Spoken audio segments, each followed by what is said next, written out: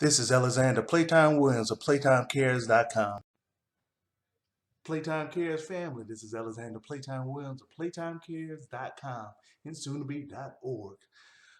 Okay, I'm catching up, finally getting myself in line with everything that I was doing before I hit the NFL draft in Chicago this year. And this is my SmackDown recap. This SmackDown took place May 7th, 2015. It was in Ottawa, Canada, and you had Byron Saxton, Tom Phillips, and Jerry the King Lawler as commentators. They start off the show with a recap on how the Payback pay-per-view main event for the heavyweight title went from a triple threat match to a fatal four-way match. Then Jerry the King Lawler was in ring, and he decided to bring out who else but King Barrett. Why not have Jerry the King Lawler bring out King Barrett, that newly King of the Ring winner? So newly crowned King of the Ring winner. Barrett pretty much got in a ring and pretty much slammed King, saying, "Look, I'm the only King that's allowed in the WWE. I earned it. You didn't earn it. You just called yourself that. I'm the man, yada, yada, yada." And then he said that everybody got to start saying 4 words if they want to actually talk to him. And it was all hail King Barrett. Of course, Jerry the King Lawler's like, "Nah, bro, I ain't gonna roll like that. I'm not doing it, whatever, whatever." And so, bad news. Well, I guess King Barrett decided that he was about to hit Lawler with the bull hammer. So he started loading up that little sleeve on his elbow, and then you heard Dolph Ziggler coming towards the ring. Everybody was excited about that. So they decided to have a match. It was King Barrett. No, let's not call him Bad News Barrett. King Barrett versus Dolph Ziggler. It was pretty much a back and forth match. Um, it looked like Ziggler was actually going to win that match, but then Sheamus came out and interfered with the match, and I'm assuming that they just put it as a no contest. Um, that match itself might have been about a 7 out of 10. Uh, well, Sheamus and Barrett was, beating down Ziggler. Neville came in and ended up saving Ziggler. So they turned the match into a tag team match. And that actually became a decent match as well. Just showcasing again why you need a cruiserweight division. I know I say it every week, but they showcase it every week why you need a cruiserweight division. It was a pretty decent match with that too. I would still say about a 7 out of 10, and Ziggler ended up hitting his finishing move on King Barrett. So oddly enough, the concept seemed really recycled. One of the suggestions I give every week is to show more of your roster. I mean, this match is a been there, done that type deal. It just had that feeling to it. So Renee decided that she was going to interview Dean Ambrose and ask him what he thought his odds were winning. And he was pretty much like, "Hey, it was better before I had a chance to fight for the belt. He'd take 25% over no percent." So it was cool. Then you had Luke Harper versus Fandango. Once again, you you need a cruiserweight division because Luke Harper is way too big of a guy to actually fight Fandango. Fandango is a good wrestler and whatnot, and it was a decent match. But that was a quick win for Luke Harper. Luke Harper is a monster in comparison of comparing the two physiques of the two people. Just physically, he's just a way bigger guy. So Erick Rowan came to the ring, and everybody like, "Oh, Luke Harper and Erick Rowan about to butt heads again." Nope. Erick Rowan went and he saw stomping on Fandango, then he left. Go figure. So maybe Bray Wyatt might be getting the band back together, and that might be doing the do like that. Who knows? But overall, that was about a 7 out of 10 match. Nothing really spectacular in it. They came back from a commercial, and Lana was in the ring, and of course, everybody was chanting Lana. She really, the WWE universe really gravitated towards her. She was saying to please stop chanting for her because it makes Rusev mad. And Rusev definitely came down the ring then, told her she had to hit the bricks, so she sent them to the back.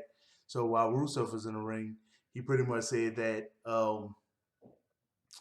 Cena kind of like lucked up and beat him, and all of the victories was a fluke, and Cena had mercy on the NXT guy that he fought on Raw. That mercies will make him weak, and he will make him.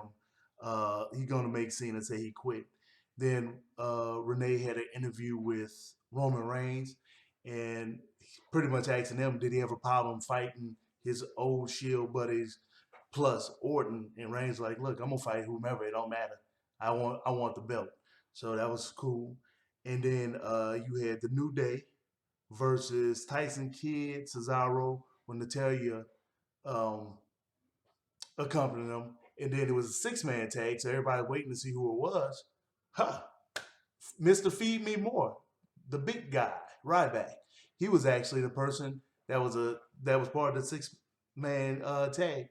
Actually, I think this was probably like the best match of the night. Only had one problem with it. I'll just go ahead and do the spoiler alert. They did not let Biggie Langston and Ryback fight enough. I have my daughter here with me, my youngest child, and she was like, "Oh man, why the big guys just didn't fight?" Look, that's what we want to see. We want to see them big guys go at it a little bit. They didn't fight enough for us. But hey, I would have to say this was a really, really good match. I'm glad that the writers allowed this one to happen. I'm still not happy that Rusev is not getting beat up by Ryback and Cena not getting beat up by Ryback. That's both two unresolved issues for me. But it was good to see him in this six-man tag. It was good. The crowd loves to hate the New Day. They was chanting New Day sucks all match. I mean, Bray Wyatt, since his new fixation is Ryback, the lights cut off and you had to hurt, and you turned around and you looked. Bray Wyatt wasn't there, and it allowed Kofi Kingston to get a roll up win on Tyson Kidd. So that was a good. It was a good match. I just wish they would have let Biggie Langston and Ryback fight more. Then Renee interviewed Randy Orton, pretty much asked him, "Hey, you're the only person in the ring in this fatal four-way that's not a member of the Shield. What you think about that?" Randy Orton was like, "Hey, man, the way that I feel, I might not even let all those cats even make it to the pay-per-view." So then you had Emma versus Naomi, who's getting accompanied by Tamina, your Divas match. And of course, Naomi dominated. And I mean, I don't like other folks wrestling with her outside of Natalia because they do the routines too slow. Can't really keep up with her athletic prowess. So I had to knock off, a little bit for that. But overall, it was a decent match. Naomi dominated. It was a pin victory after the review for Naomi. 7 out of 10 match. It'd have been better if they had somebody more athletic in a ring with her. Just a note, maybe y'all should bring back like a tag team division for the Divas, kind of get it on a glow level. Just have them have their own belts and all that type of stuff. Not only just the Divas Championship. Bring back a women's tag team championship, and I don't know if you can have a heavyweight division, but you do have some big chicks that's out there that you can grab that actually can wrestle. That's not all about putting on a two-piece and having people take pictures of them. Just saying. And then they did the Tough Enough submission compilation. They actually had some really decent ones in this one as well. And then you had Los Matadors versus Lucha Dragon. It was a nice match. This is probably the second best match of the night. Once again, you need the cruiserweight division. You need it. You need it. You need it. You need it. Baby, come here. Come here. Come here. Come here. Come here. You need the cruiserweight division. You have somebody like me fighting against somebody like this. You can't do it. You can't do it. Say hi to the PlayTime Cares family. Say hi. Hi. Okay, get out of here. I got to do my video. All right. So that's my youngest. She watching wrestling right now. She asked me to why that she liked the show so much. But Los Matadors versus Lucha Dragons. Nice match. Nice action. They fight with each other. I mean, you need a cruiserweight division. Sin Cara ended up getting a roll-up pin. They had a couple of mistakes. Boy, Lays got caught on the rope and he couldn't get the dive. Hilarious, but I'm glad that they were okay. He might have had a possible breakup with the Los Matadores because one of them mush-faced El Torito. So we'll check on that in the future. That match was about an 8 out of 10. Wasn't as good as the New Day's match, but it was up there. And then you had the contract signing, predictable contract signing for the Fatal 4-Way. Everybody came to the table. Seth Rollins refused to come to the table. Everybody signed the contract and said something bad about Seth Rollins. Um, Dean Ambrose reminded everybody that he calls Seth Rollins Justin Bieber. By them being in Canada, of course, they love that. He had the Justin Bieber chants going. Seth said that Kane can actually sign a contract for him. Kane was like, nope, because you call me incompetent, well, yada, yada, yada. You keep talking bad about me. You come up here and sign the contract yourself. So he sent one of J&J security to go get it. He looked over it. He started talking. He started throwing dissensions in the ring, saying what each person said about each other. Each one of his competitors said about each other, so they can not like each other and they can concentrate on each other. And then he called Kane incompetent and shoved the contract in his chest. And even Dan Ambrose said, "You know how this is going to end up."